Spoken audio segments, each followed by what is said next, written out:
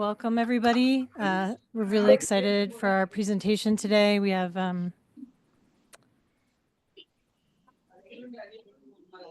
sorry, just want to make sure I'm not on mute. Oh, sorry about that. We have Jeff Pulver joining us today, which is wonderful. And we would encourage everyone to put their cameras on. We want this to be as interactive as possible.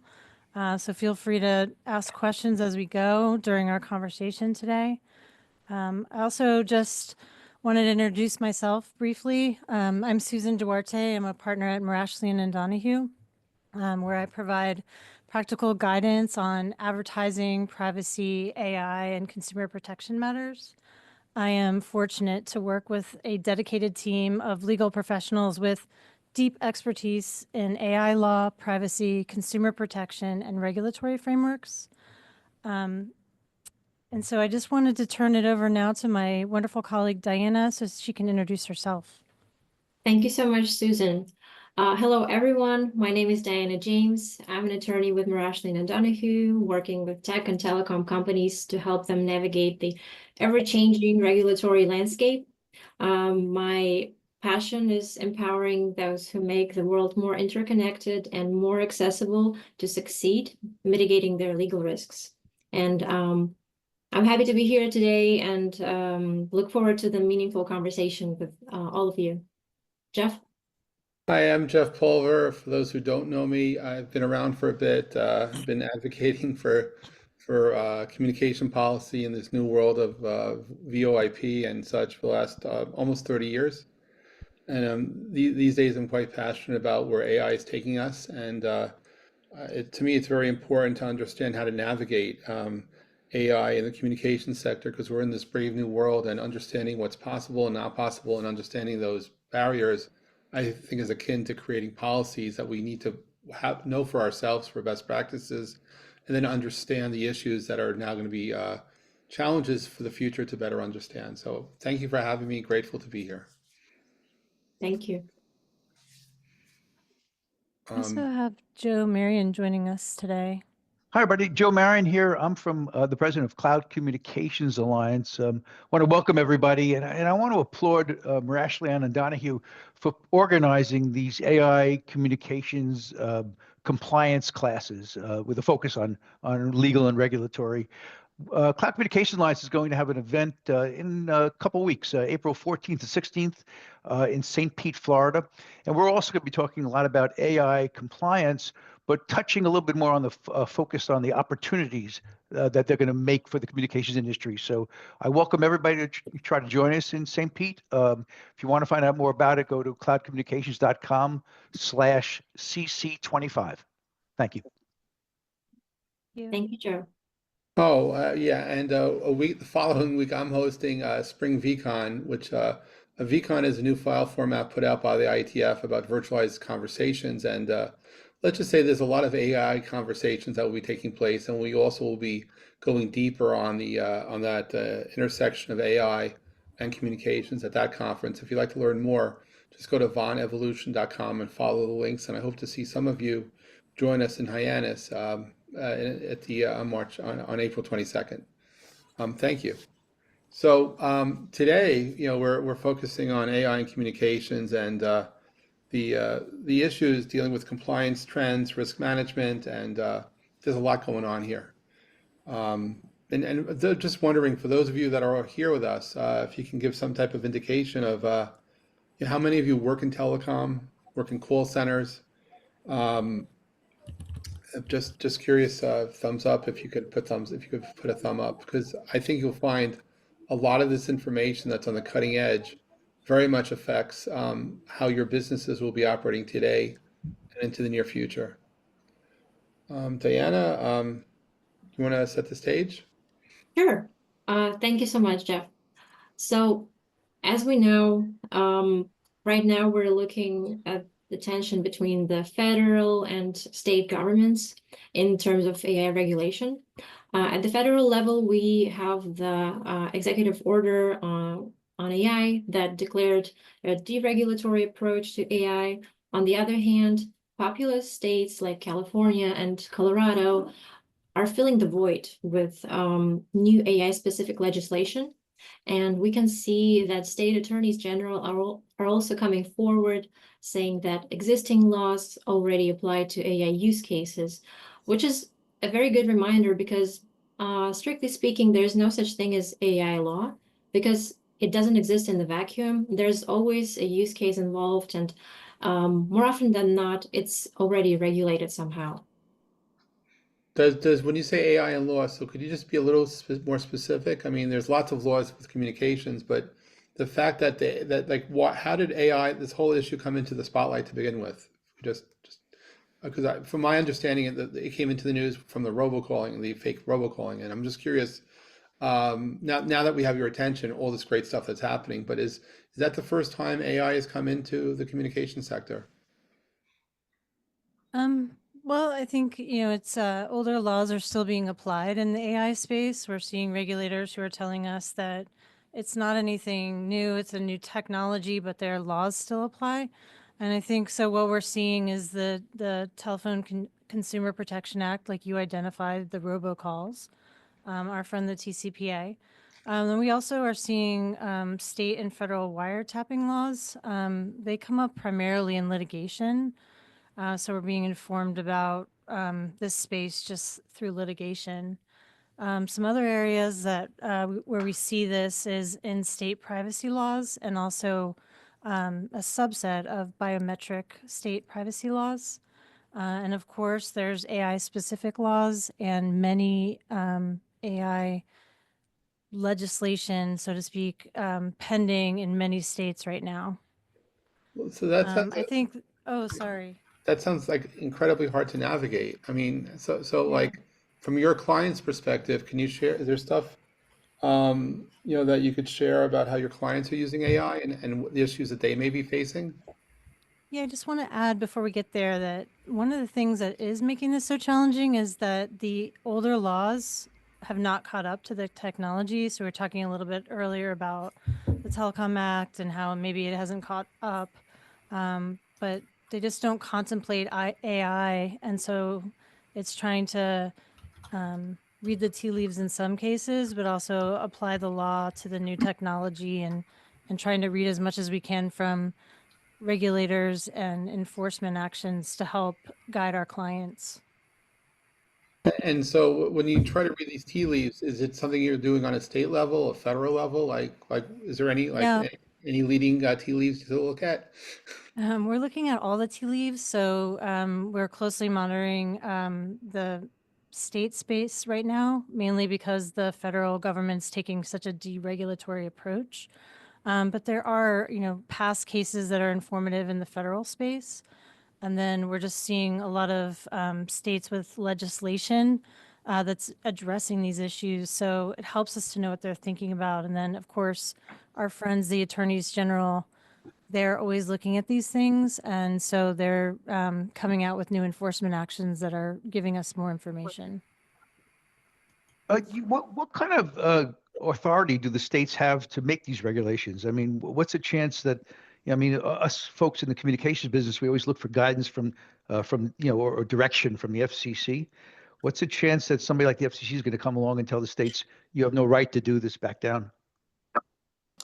Well, I think that's a very good question and somewhat tricky. I think you are seeing similar issues in the VoIP space, but it would be helpful if the FCC actually took action and intervened in that space instead of letting states pop up. As everyone knows, we've seen it in the privacy space. A patchwork of state regulation is very difficult for companies to navigate and inefficient. So it is always better when there's a federal law. But we haven't seen that to be successful in the privacy space, and I'm not sure we'll see it to be successful in the AI space. I think also you have consumer protection and other things that are reserved to the states that you will see. They will be using their authority in that space. So it's all very new, and so some of it's not settled. Wow.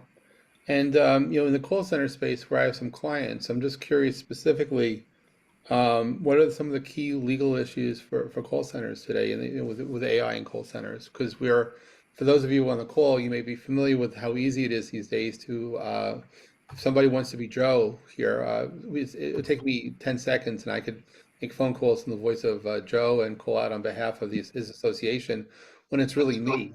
And that's called being a bad actor. So let's say I don't do that. But it's become so easy to do things like this. And of course, there's this whole other trend on AI called agentic AI, where it's AI agents which are calling out, and I'm curious whether or not agents have to identify themselves like we're in a TV, like in a movie, saying, "Yes, of course I'm a robot," or "No, just pretend to be me," and "No, actually, I'm just some code talking." So, where are the rules going, and what are the rules for call centers these days?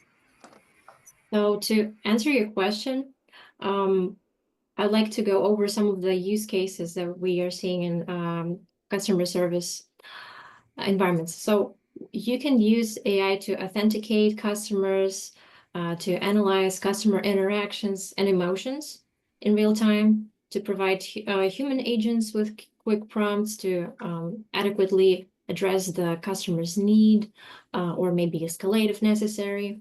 You can also use AI to analyze conversational data to ensure the business has a good idea and a comprehensive and a continuous record of what the customer wants and needs to act upon it to provide better customer service. As you mentioned, there are agentic AIs that make calls. There are AI receptionists that take calls, and you can also send commercial messages and advertisements using voice AI to people's phones. Companies use text and voice AI to voice AI-powered chatbots to enhance customer service operations and allow for self-service around the clock. And I'm just scratching the surface here. All of those use cases have some legal implications that we will talk about right now. So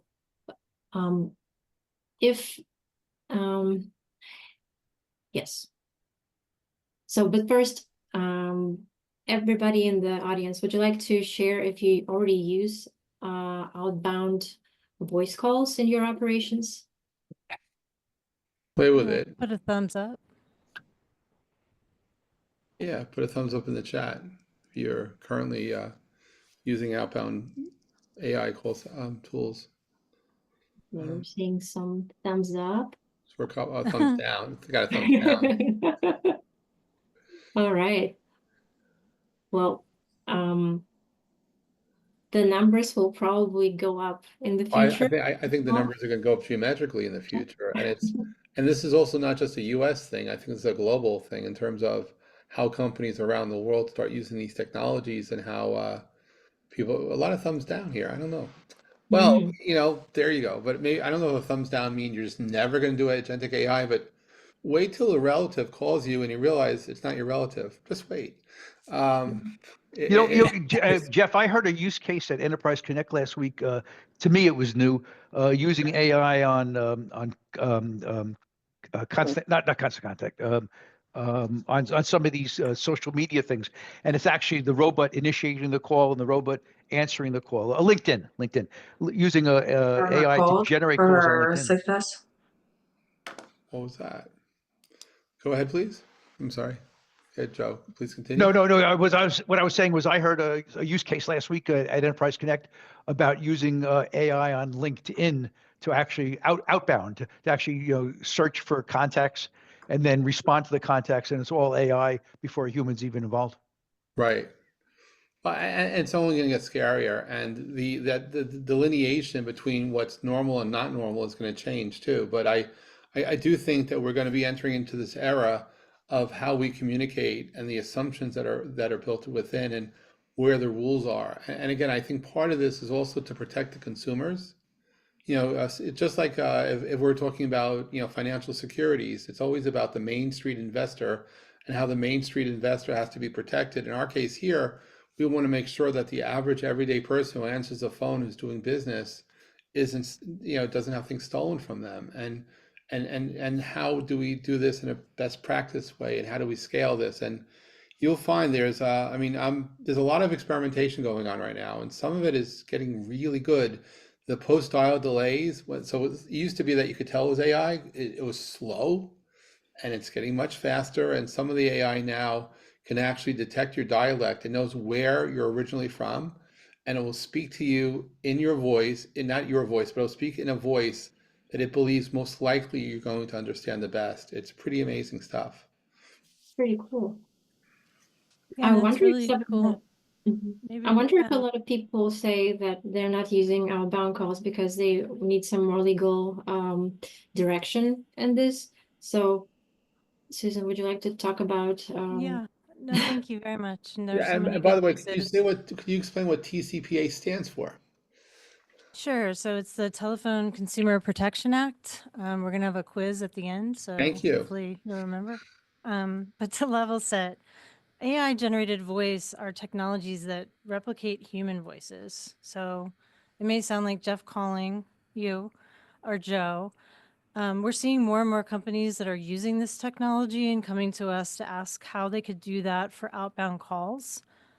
So some of the main use cases we're seeing are sales calls and setting up appointments, and even some considering using it for marketing purposes. So at the federal level, we tell our clients we need to think about the TCPA. And in those situations, when you're making an outbound voice call using artificial voice, you need to make sure that when you're calling to a residential or mobile phone, that you have prior express consent. And if you're bold enough to engage in marketing, you need to make sure you have prior written express consent. And so what does that mean? It means that the person has affirmatively said yes to you using that technology to contact them. And it also means that it's freely given. So companies can't make it a condition to purchase a good or service to give that consent. And we're seeing not only in the federal space, but we're also seeing states that have similar laws, including Maryland, Washington, and Utah. All three require express consent for artificial voice. Maryland, like the TCPA, takes it a step further if you're doing marketing, and they're saying you need prior express written consent. If you're trying to do marketing in Washington State, it's banned altogether to use an artificial voice to do so. Really? Wow. Yeah. And so a few other considerations when you're using artificial voice or just for any call that's regulated under the TCPA, you have to state the company that's calling at the start of the call, the nature of the call, so the purpose. And then if it's marketing, you have to provide an opt-out to customers, which the company has to add to their internal do not contact lists within a specific short amount of time. And also Historically, there's transparency rights. what kind of transparency? so some states are coming forward, like Utah, requiring businesses that use voice AI in customer interactions to disclose that the customer is speaking with AI and not a live person. So in Utah, certain licensed businesses like pharmacies and accountants are required to say that at the beginning of the call. Like at They're not, the very, very beginning, like when the call is answered, that type of thing, or like yes. how many seconds into it? Yes, but other businesses that are not don't fall under that category. There's a list of businesses, of types of businesses that have to announce that this is AI at the beginning of the call, but all the others need to configure their systems to respond truthfully to a question from a customer of whether they're speaking to AI. So if it's a live person, they will say, of course, like, no, I'm a live person. But if you're using voice AI in Utah in customer interactions, you need to be prepared for your system to truthfully respond that, yes, this is AI you're talking to, if the customer asks. Now, has there been I know about the deep fake stuff, which we'll get to, I'm sure, but On the from just companies using voices, fake voices, has anyone gotten in trouble yet? Has there been any cases about Diana calling us Susan? Has that surfaced yet as an issue? It has, and as you know, that there's a right of publicity is recognized in several states. And that means that individuals have to grant their commercial rights to be using their likeness, including their voice.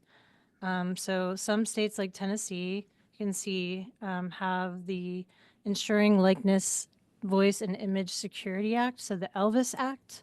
Oh, of course, of And course, for Elvis, of course. yeah, That was they have acronym. specific laws against using voice likenesses in AI without consent from the person or from the people who have the rights to use the voice. So I think you were telling us yesterday that, is it James Earl Jones? Yeah, James Earl Jones has licensed he licensed his likeness and his voice to Disney prior to his passing, so that future movies, for that matter, however Disney wants to use his likeness, is going to benefit his family for the future for generations to come. And he's not the only actor in Hollywood to do so, but the idea that James Earl Jones, voice as Darth Vader will forever be there is a very meaningful statement, because it kind of sets the trend that there's consent and permission, and Mhm. I think that's one way that Hollywood is going to be managing with this, is to make sure that legacy actors and actresses will be able to their voices can be heard from generation to generation, because I'm sure there are a lot of families who like to have James Earl Jones read their kids a bedtime story, and is Yeah, very, I agree. having that voice present. And that's the kind of stuff that the technologies that Joe and I are involved with very much can be used to help enforce that, from a compliance perspective. But from a but from a loss perspective, we're still on the leading edge of understanding what we don't understand, so then we can start to understand what we do understand. And sometimes laws come into the market as because everyone gets scared, like, oh my God, Mm. this is horrible, we have to protect everybody. And then when they lift it up a little bit, oh, it's not so bad.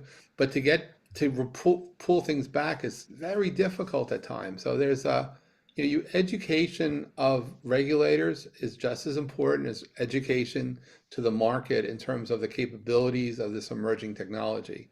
And it's, from my perspective, difficult, not impossible, but difficult to manage best practices, because we're so early and nobody wants to do anything wrong, as far as I'm concerned, that people want to do things that are proper and to have that guidance. And that's why I'm really happy to be on this call with you guys today to learn what, how to best approach this in 2025. And I think something else you can consider is, we talked about earlier, kind of going back to the old laws. And if you think about it, you've always needed to sign a release if someone's using your picture. yeah, There's something similar here, same concept. If you're using someone's voice, you need to have permission. There's a lawsuit against Lovo, which is an AI cloning tool. And they're alleging that the voice recordings that they provided were given under false pretenses. So the consent they gave didn't match how they used their voice. They said they were going to use it for internal research purposes, and then they ended up using it in public facing communications without the actor's consent for that purpose. And so that is an example of a case that's looking at that. And I think, from our perspective, another best practice is, if it sounds like a duck, maybe it is a duck. So you shouldn't necessarily use someone else's voice if it sounds like someone else's voice. We've seen some actors speaking out about that recently, where companies have used their voices or a subset, something that sounds very similar to them.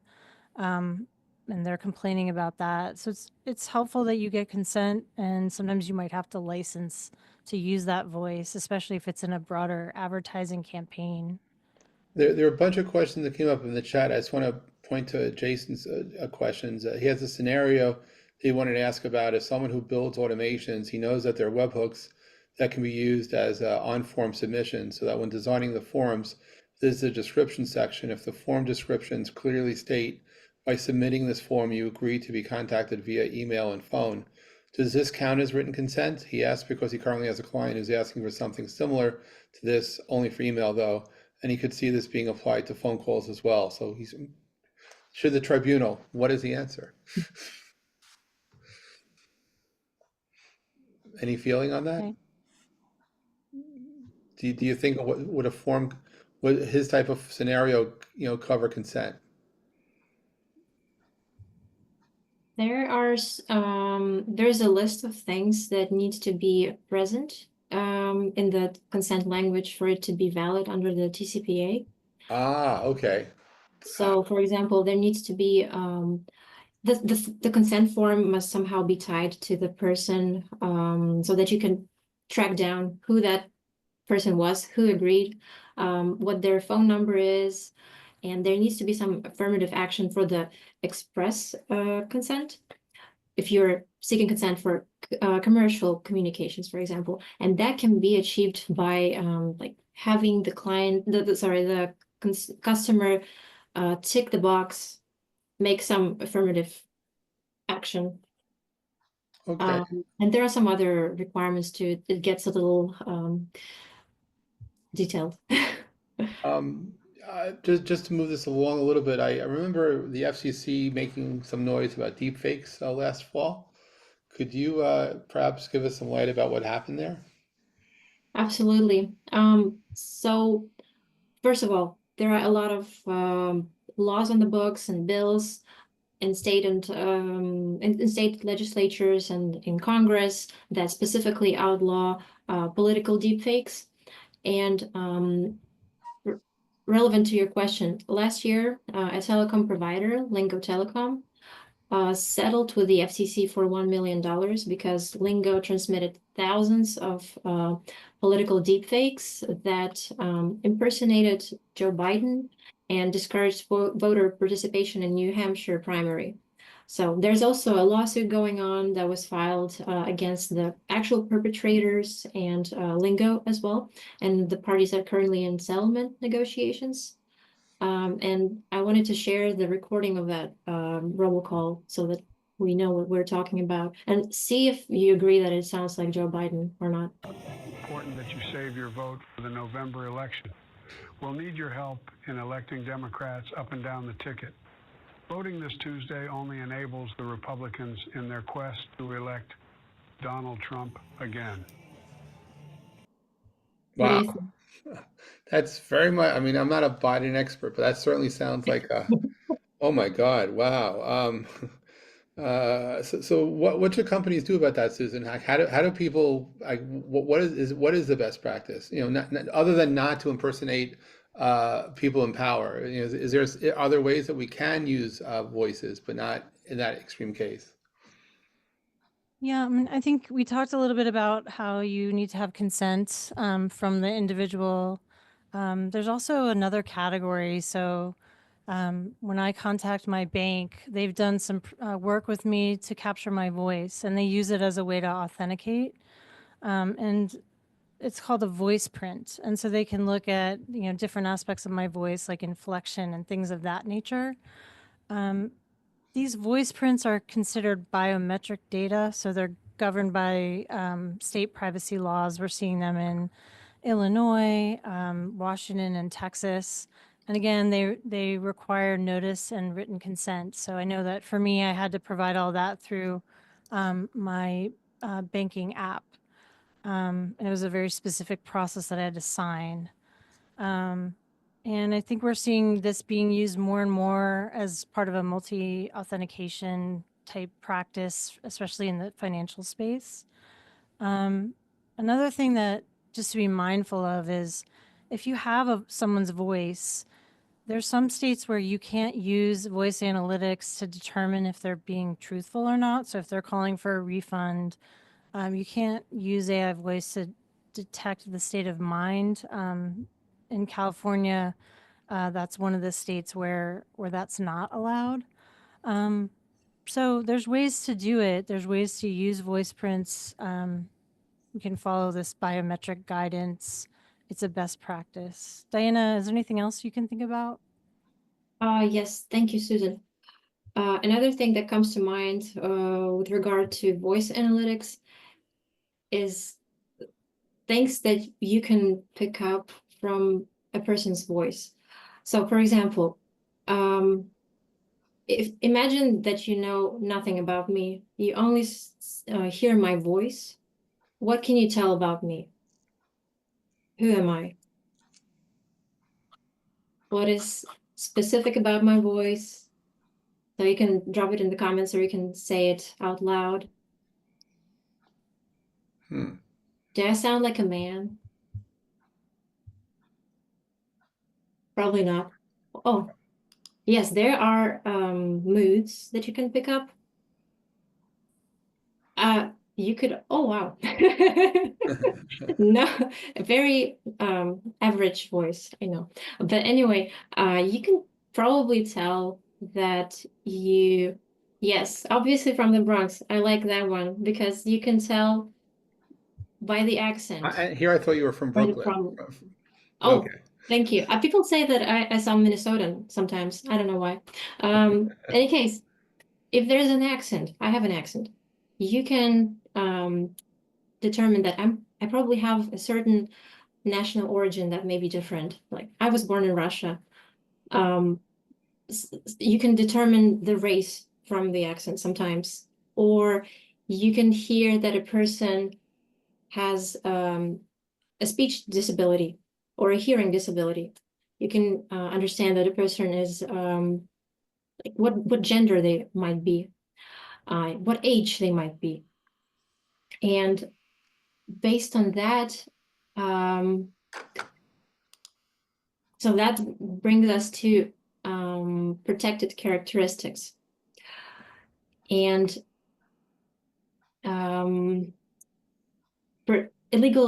discriminating based on those characteristics is illegal in general. But the thing is with AI, the thing with AI is that it's often biased because it has learned from an imperfect society. So using AI to make decisions about people can result in discrimination even when you don't have that evil intent. So AI voice analytics should not result in illegal discrimination against people based on their protected characteristics that can be picked up from the voice. And Colorado has passed the Colorado AI Act, which requires taking reasonable care when designing and using decision-making AI tools in high-risk scenarios to protect consumers from algorithmic discrimination. And those high-risk scenarios are listed on the slide, but they include hiring, insurance, and healthcare. And the Colorado AI Act grants people the right to opt out from this decision-making and to be informed that the decision might be made with the use of algorithms about them in those high-risk scenarios. Yes, they can opt out or they can be informed. They have the right to be informed about any decision that was taken adverse to them or somehow, yeah, they need to know what happened. And we have a similar law in Illinois and in New York City that regards employment decisions. And also recently, oh, sorry. No, this sounds like this could be setting the stage for lots of discrimination lawsuits in the future. If people can prove that the AI was used in a negative way and they were discriminated against because the AI detected certain things, certain disabilities, and it's kind of almost like a Minority Act kind of stuff. But proving it's going to be difficult, perhaps. But the more you speak, the more I worry about, gee, if certain groups of companies had certain malintentions, they can use this to optimize who's hired, optimize who to let go of. They could do some really bad things. It may take years to prove it, but besides these states that you're talking about, are there, particularly imagine that you have a company that's listening to all the voice conversations taking place because you're in a regulated industry. So all the recordings, all the conversations, whether it's voice, video, email, text, they're all being recorded, monitored. brought together in a 360 perspective because they have to for compliance. But what besides the different industries compliance regulations, for HIPAA compliance or financial compliance for SEC, from the use of AI internally to prevent the situation of being discriminated against, are there any laws that have been written specifically to protect the employees yet? And is that something on people's agenda on a federal level or state level, or is it just these states that you point to right now that are facing that? So there have been bills in state legislatures on this. Recently, there was a bill in Virginia that was very similar to the Colorado AI Act, but it didn't get passed. So we will need to monitor this to see how this develops. However, I believe that the illegal discrimination is still pretty much federal and state law. So it may not be directly related to AI, but if plaintiffs tie it to those laws, there still might be the case, but it may be very hard to prove you're right. What about employment? What do you think about there? There are already at least 3 state laws, Mhm. and there are more bills, as far as I know, in other states. What do you think? Yeah, Susan, Diana, we are having a future event on AI and employment law specifically. So I think that would be a good one for the audience to tune into. When is that going to be? In about a month or two. Amazing. Yeah. And so can we We'll say, cover it then. We just wanted people to understand that the voice aspect can also impact your call center employees, and just we will have an AI and employment session. That's a good point. I mean, that sounds like a huge topic to cover, not only here, but at HR events and other places, because that's one of those transformational things that just change everything. Wow. So if you signed up for this Zoominar webinar, you will be notified when that event takes place, and hopefully we'll see you online to get the download of the knowledge associated with that, because that's interesting, cutting edge stuff, in my opinion. But I'm very passionate about that, and I'm just curious how sci-fi and real life intersect, because it's nice to have the tools, but I hopefully there are ways to protect the future while we're experiencing it. Wow. Somebody mentioned the Wiretap Act in the comments, and we have something for you on that. Susan? Yeah, thank you so much. A lot of companies, in addition to using voice, they're using AI software platforms to make all their channels better, so omni-channel communications. And they're doing the things that Diana was mentioning earlier, coming up with better scripting, understanding how the customer is feeling, recording and analyzing those calls. And we are seeing litigation in this space. And it's, again, for the wiretapping laws. So a couple of examples of the software. One is provided by TalkDesk. We've seen them in litigation. There were 2 cases there. And then there's a lot of discussion around Google. But before I get to those cases, I wanted to set the stage a bit.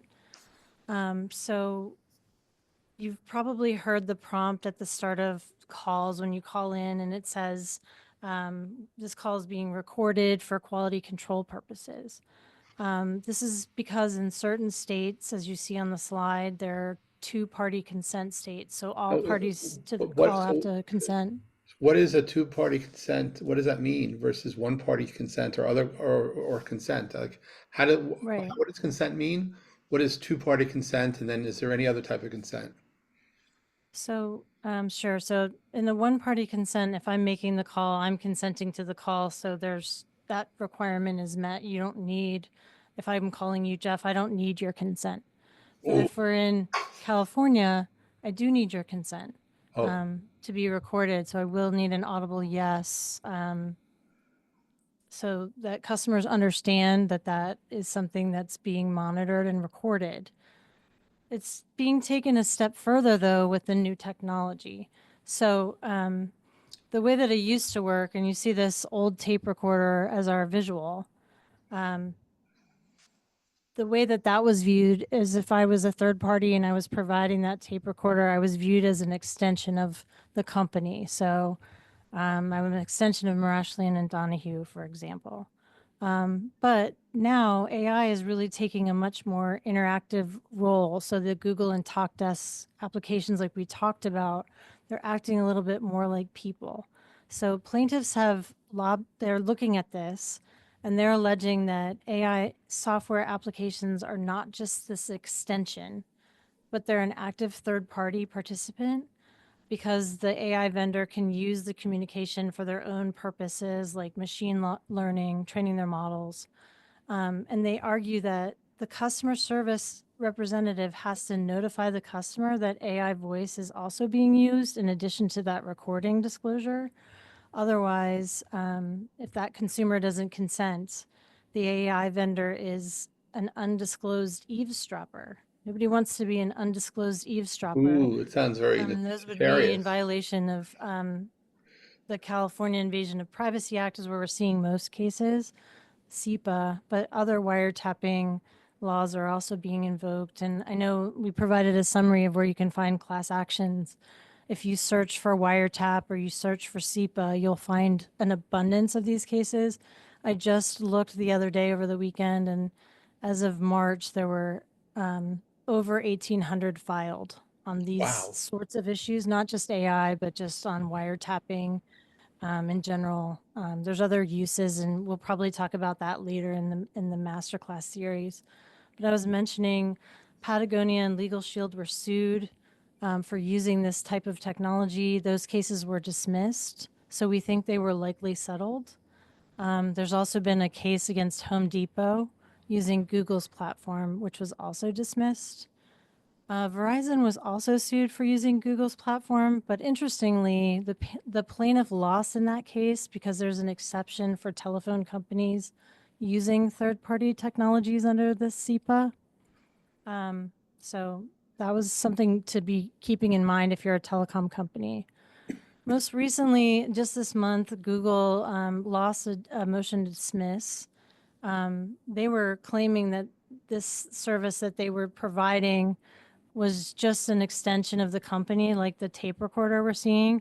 They were claiming that they weren't using the data to train the model. The company specifically told them they couldn't use it for that purpose.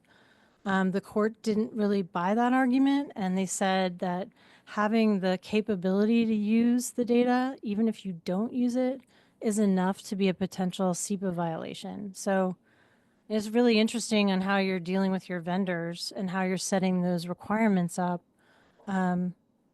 You may set it up in ways to try to protect yourself, but just getting that consent might have helped mitigate those cases. So our recommendations and key learnings are make sure your privacy policy is really clear, and we're going to address that in our next session on privacy.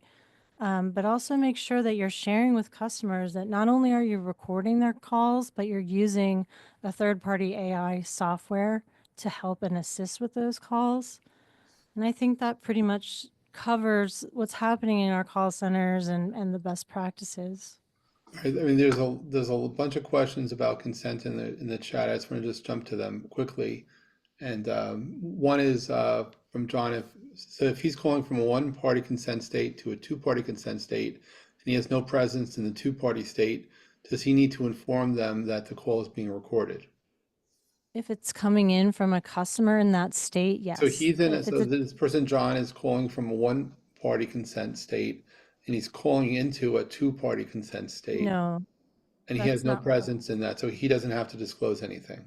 But the two-party consent state was, if the company is based there, they'll probably do it as a best practice. It is still. No, so let's say John's calling from New York, calling into California, and he has no office in California, but he has a presence in New York.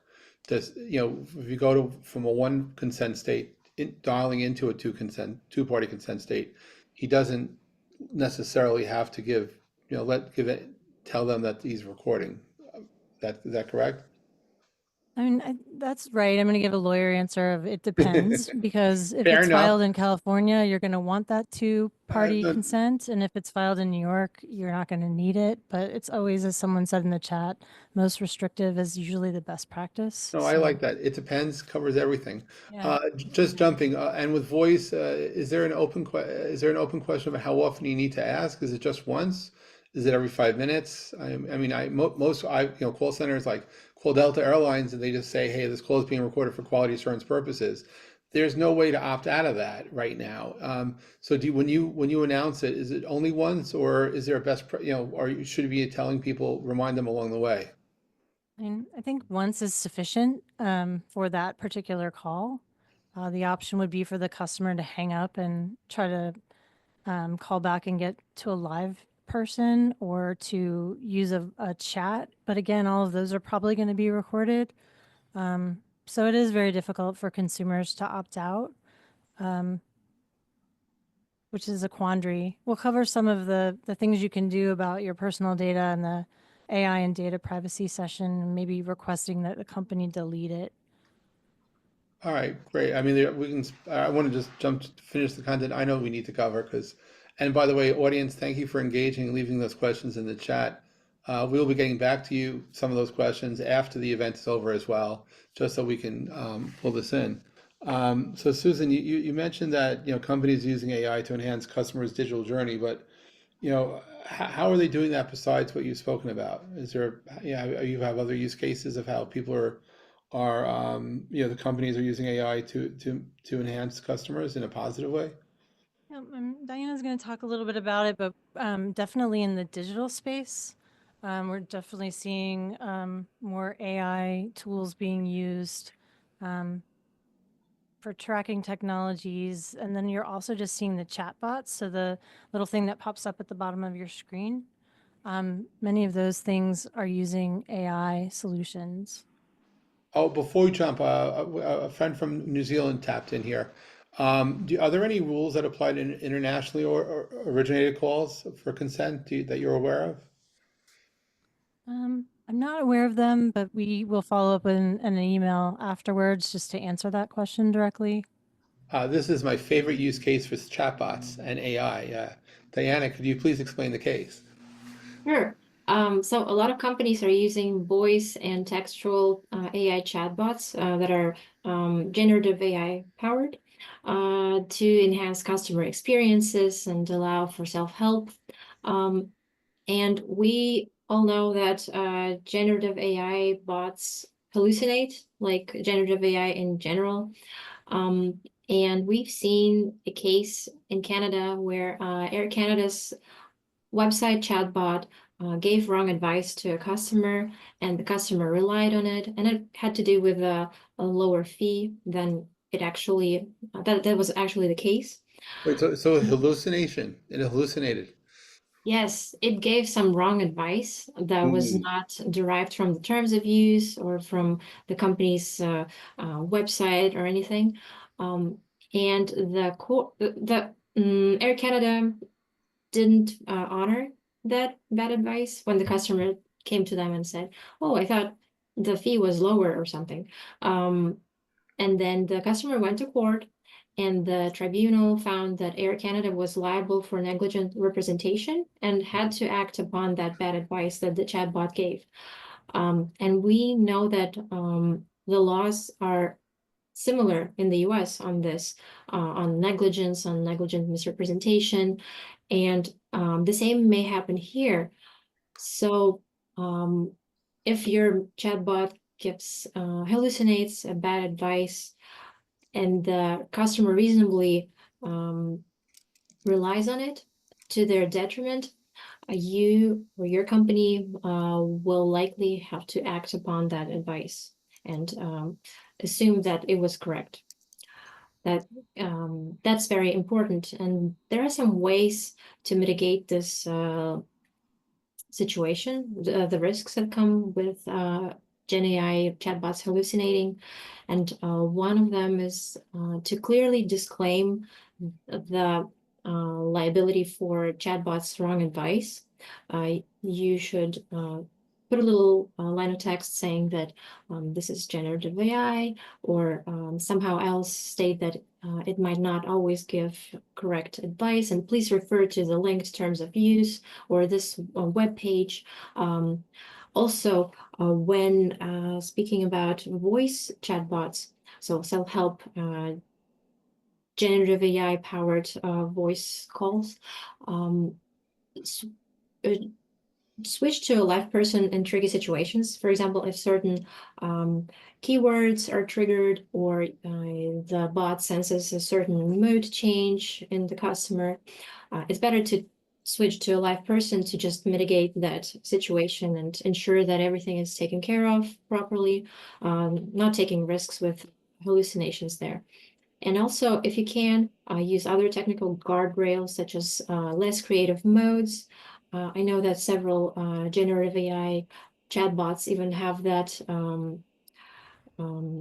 You have the ability to switch it from a less creative to a more creative mode, and limiting what the chatbot says to a certain source document, potentially, like the terms of use, would also potentially mitigate your exposure, because it wouldn't be just creating something that is not in the terms of use.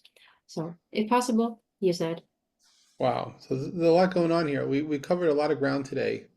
I thank you both for your time and for the opportunity to be here. Looking forward to your future sessions as this industry continues to grow. I see next up is April 15th is balancing innovation and protection, navigating data privacy in the era of AI, something which is absolutely critical to for all of us actually to learn more about. This is amazing stuff. Joe, you want to mention what the next Cloud Communications Alliance event is going to be? Sure. It's going to be, just put in the chat too. It's going to be April 14th through 16th, St. Pete, Florida.